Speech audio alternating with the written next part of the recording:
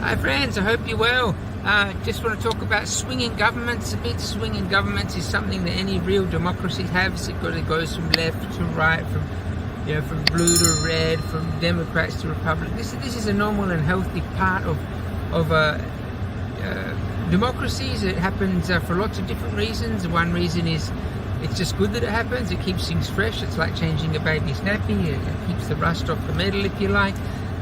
The other reason it happens is there's people who the longer a government is in place, the number of enemies it accumulates just increases, and that might not even have anything to do with anything that the incumbent government did. It's just people are not happy with something that happened to them, and then they blame the government in power. So that's another factor. And also behind the scenes in the branches, the party in power tends not to have so much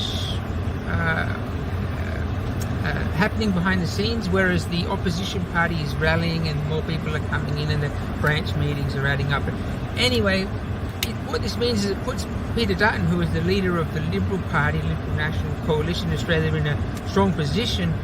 But for me, I'm just really lost at what he's offering. I'll give you an example.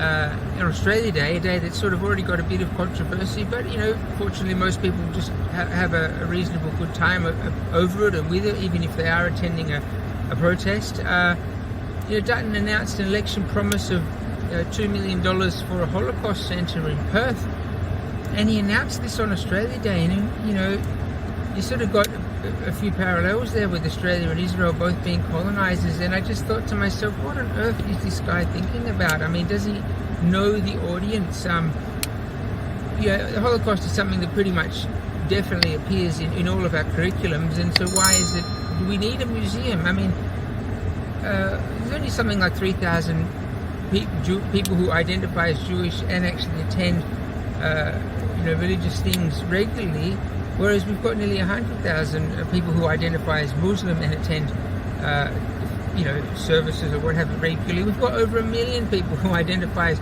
Christian and attend church at least once a year or something like this. So what's going on with Dutton? I'm just puzzled. I don't know. I just can't see any promises. I mean, another promise he said was to get rid of the Aboriginal and Torres Strait Islander flags. I mean, talk about insanity. Like, what on earth is the point of that? Something we've had there for decades now, and it's a sensitive topic for an increasing number of people. The protests on Australia Day are increasing at 10% per year.